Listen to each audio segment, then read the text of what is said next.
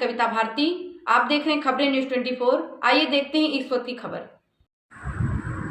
सोमवार को कस्बा हंडिया के मोहम्मद अली हाउस में स्थित क्षेत्रीय मंत्री भाजपा अल्पसंख्यक मोर्चा सैफुल अब्बास के आवास पर मतदाता जन जागरूकता अभियान कार्यक्रम के तहत चौपाल का आयोजन किया गया, जहां पर मतदाताओं को मतदान करने के लिए प्रेरित किया गया। कार्यक्रम के मुख्य अतिथि मुस्लिम राष्ट्रीय मंच के राष्ट्रीय अध्यक्ष इस्लाम अब्बास रहे, जहां पर उनके द्वारा अल्पसंख्यक समुदाय के मतदाताओं को मतदान के लिए प्रति जागरूक किया गया। इस दौरान उन्होंने कहा कि राजनीति की भूख के कारण 75 वर्ष पहले पंडित जवाहरलाल नेहरू और जिन्ना ने अपनी कुर्सी के लालच में देश का बंटवारा कराया। बंटवारे को देश के सभी लोगों ने झेला। सत्ता के भूखे भेड़ियों ने देश का बंटवारा कराया। 60 वर्ष से देश को चलाने वाले लोगों द्वारा मुसलमानों को गुलाम बनाया गया।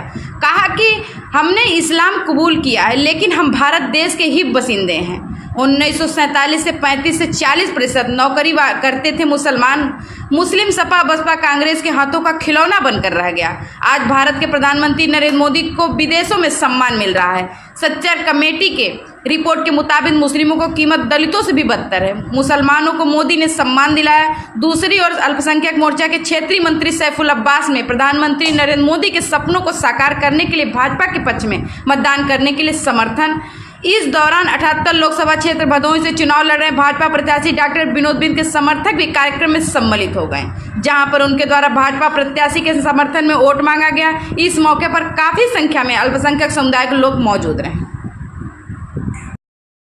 अपना परिचय बता देता हूँ। मेरा नाम डॉक्टर शिवेंद्र बिंद है। मैं लेप्रोस्कोपिक सर्जन हूँ। आपके यहीं स्वरूप रानी से पास आउट हूँ। घर का अस्पताल देखता हूँ। आपके प्रत्याशी जी का संदेश आपके बीच में लेके आया हूँ, तो सभी ने आप सभी लोगों को नमस्कार प्रणाम बोला है। और कुछ द्वार वाले कार्यक्रम थे तो मैं थोड़ी दूरी पे था यहाँ से दुर्गागंज साइड में, तो चाचा जी का अचानक से फ़ोन आया कि हम वहाँ पे नहीं पहुँच पा रहे हैं। आप सभी लोग क्या बोलते हैं कि प्रत्याशी जी से मिलना चाह रहे हैं और कुछ बेस्ट कार्यक्रम और वो सारी चीज़ें आप समझ सकते हैं, तो आप तुरंत आप पहुँचो। फिर मैंने डायरेक्ट वहाँ से आया। फिर भी अगर देश के राष्ट्रीय संयोजक भी हैं और हमारे उस्ताद हैं और बड़े भाई भी हैं, क्योंकि मैं अपना फैमिली का बुजुर्ग भी समझता हूं। और जिस तरीके से मैं समझता हूं, बड़े इत्मीनान के साथ आप लोग भी समझिए और जो भी बात कहते हैं उसे सुनिए। जो अगर नहीं समझ में आती है पूछिए भी, क्योंकि आप घर में बैठे हैं, किसी घर के एक बुजुर्ग के बीच में बैठे हैं। तो उसी तरीके से एक छोटी सी चौपाल लगाई गई कि अपने पास पड़ोस के हमारे भाई भतीजे बुजुर्ग चचा जो भी हैं, सबको एक साथ में लेकर के बैठ करके और हम अपने बुजुर्ग अपने पेशवा की बात को सुने। ये हमें मौका आज फराहम हुआ है और आपके जरिए हुआ है, इसलिए हम आपका बहुत बहुत शुक्रिया अदा करते हैं और अपना भरपूर पूरा वक्त मैं आपको देता हूं कि आप जो है आप लोगों से खिताब करें। और 25 से पहले जिस तरीके से सभी पार्टियां अपना अपना प्रचार प्रसार अपने अलग अलग माध्यम से कर रही हैं, उसी तरीके से हमारी भारतीय जनता पार्टी और भारतीय जनता पार्टी के जितने भी सहयोगी दल हैं और सहयोगी संस्थाएं हैं, वो भी जगह जगह कहीं न कहीं आपको जगाने के लिए आपके गांव आपके दरवाजे पर जाने का काम कर रही हैं, आपको बताने का काम कर रही हैं। क्योंकि कहीं न कहीं आपको बलगलाने का भी काम किया जा रहा है, तो कहीं ये संस्थाएं आपको जगाने का भी काम कर रही हैं। क्योंकि 25 तारीख को वोटिंग है और ये वोट जो है आपके क्षेत्र और आपके देश के भाग्य का फैसला करता है। आपका एक एक वोट, चाहे यहाँ गुंडा को माफिया गर्दी और गुंडागर्दी को घटवा दे, ये आपके वोट के अंदर ताकत है। आप जो भी वोट करेंगे उसे सोच समझ के करेंगे।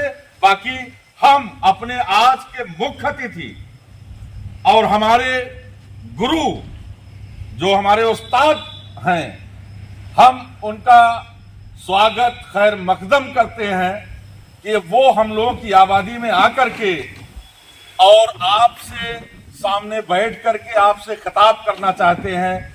आप आगरा के हैं, लखनऊ चल के आए, डेली हर जिले में 2 4 बैठक कर रहे हैं। आप कदम करते हैं कि वो हम लोगों की आबादी में आकर के और आपसे सामने बैठ करके आपसे खिताब करना चाहते हैं। आप आगरा के हैं, लखनऊ चल के आए, डेली हर जिले में 2 4 बैठक कर रहे हैं। आपका किया गया और यहाँ पर देखा जाए हजारों की संख्या में मुस्लिम समाज के लोग उपस्थित हैं। क्या कहना है इसके बारे में? देखिए, हम पिछले 1 वर्ष से मतदाता जागरूक कार्यक्रम में निकले हुए हैं। हमारे छोटे भाई सैफुल अब्बास साहब से हमने फ़ोन पे कहा कि इसी कड़ी में हम हडिया आना चाहते हैं। उन्होंने यहाँ पर 2 दिन के अंदर ही ये सारा कार्यक्रम सजाया और संवारा।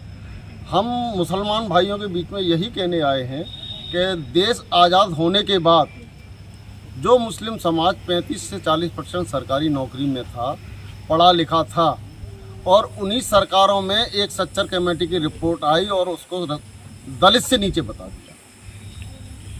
सैकड़ों हजारों दंगे हुए, मुसलमान मरा, मुसलमान बर्बाद हुआ और मुसलमान ही जेल गया, मुसलमान के हाथ से कलम छीन ली गई, मुसलमान को इस समाज से अलग थलग करने का जिन्होंने काम किया, और मुस्लिम को ये कहा गया कि तुम सरकार बनाने वाले हो, बिगाड़ने वाले हो, एक समाज से अलग करने का काम किया, और इसको जो नीचे ले जाने का काम किया वो भी पिछली सरकारों का हुआ।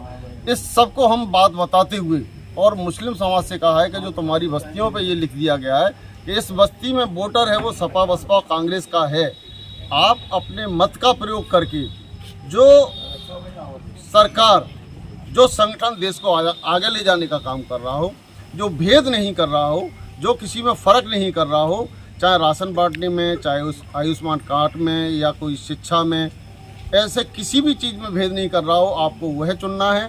या जो 60-70 वर्षों से तुमको नीचे गर्त में ले जाने का काम किया उसको चुनना है। इसके मंथन की आज ज़रूरत है, चिंतन की ज़रूरत है। बस यही बात कहने के लिए हम अपने लोगों को सपा बसपा कांग्रेस या अन्य पार्टियों के द्वारा यह बार बार मुसलमान वर्ग को गुमराह किया जा रहा है कि भारतीय जनता पार्टी की सरकार बनती है तो मुसलमानों का अहित होगा। देखिए, मैंने फिर कहा, जो 1947 में 40% नौकरियों पे थे, तो सब जब भाजपा की गवर्नमेंट तो थी नहीं, 60 वर्ष तक लगातार ये शासन करते रहे और मुसलमान का 80 से 90% वोट लेते रहे।